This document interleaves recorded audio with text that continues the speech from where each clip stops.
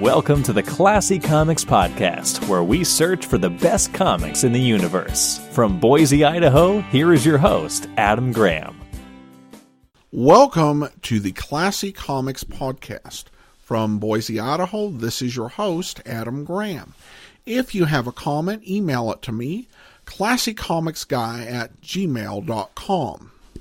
In our last episode, I began talking about X-Men Gambit, the Complete Collection, Volume 1. I laid out general thoughts on X-Men and Gambit, and also what I thought were some major highlights that could be seen throughout the first 7 issues. Blade the Vampire Slayer actually shows up as a guest star in this book, and it works. It's a surprising combination, but Gambit and Blade just have a good enough rapport, but also contrast to make for an interesting book. I also note that the Blade issue tried to be very tasteful and bloodless, which I don't think would have happened if that crossover happened today. Also in this book, the Executioner shows up. Yes, he spells it with an X, the cutesy spelling for crazed villain who wants to put down mutants, and in particular, Remy LeBeau Gambit. And as part of that, he kidnaps Rogue. Somehow, that seems like a kind of hard task. But he manages it, and I have mixed feelings about the issue, because on one hand, it does show Rogue and Gambit in action together, and there's some development regarding the relationship, and I think that it's always a fun part of this particular character, but on the other hand, the Executioner just goes on and on. You read through that issue, and the pictures are practically blacked over with all of the Executioner's lengthy diatribes. And he's one of those villains that thinks he's profound, but really isn't. Now on to the final 4 issues in the book. Issues 8 and 9 are part of the Shattering event, in which Professor Xavier dissolves the X-Men and orders everyone to leave the mansion because he suspects there's a traitor amongst them and a nefarious force at work. I'm not usually a fan of including crossover issues in a trade. I'd rather the crossovers be in the trade for that, because oftentimes when you're reading those, it feels like you're reading part 5 or part 7 of a story without a bunch of context. But I give credit to Marvel for 2 things. Number 1, they provide introductory comments that make it clear what's going on. And most importantly, the issues here that tie into that event don't feel like you're reading a part of another book, as Remy is searching for Mr. Sinister to obtain a device that he can use to sniff out the traitor. While the book in which he actually uses the device is the crossover, this feels very much like a self-contained story, as Gambit first sets out looking for Sabretooth, and then, after making a shocking discovery about him, sets out for Mr. Sinister.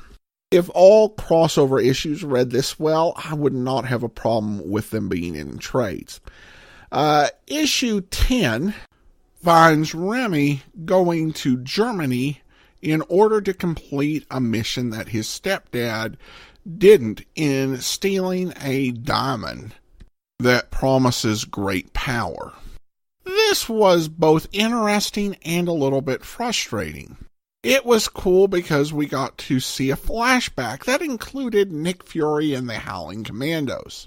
Gambit decked out to the nines in a tuxedo, and a real sense of mythology and awe about this diamond. However, with all that set up, there's not much of a good conclusion, particularly for the present, although it promises that this will get resolved favorably sometime in the far future. Issue 11 finds Gambit meeting Daredevil as they're both dealing with a criminal, with Gambit seeming to want to shield him while Daredevil needs to catch him because he's stolen an organ from a man who desperately needs it. This one is a little bit of a mystery and a really well-plotted story. It has some surprises I didn't quite see coming, and it's an enjoyable one-off story. Though, of course, featuring a scene with Fontenelle messing around in somebody's dreams, because that's what you do in a Gambit book in 1990s. Overall, I kind of like the book. The art was not great, but it was okay. The early to mid-90s had some notoriously bad art, and it's nice to see a book where they've kind of gotten past that. Although there are some weird poses and looks for Gambits and some other characters. The stories, in terms of the writing quality, are a bit mixed. Villain quality was kind of problematic throughout, and there were a few too many pages that were dedicated to ideas and concepts that either were never resolved or took way too long to actually get any information on. Still, Gambit makes for a fun, wisecracking, and roguish hero who still has his own issues and troubles that he deals with. The book itself is probably okay for older kids to read, or teenagers. There's some comic book violence and some innuendo, but it's nothing worse than you would see on network television today, and actually more mild, particularly the violence part. Overall, I will give Gambit the Complete Collection Volume 1 a rating of somewhat classy. Despite its problems, the book is fun enough to read, and if you like Gambit on the X-Men animated series, I think you'll find this a particularly worthy read. Alright, well that's it for now. If you do have a comment, email it to classycomicsguy@gmail.com.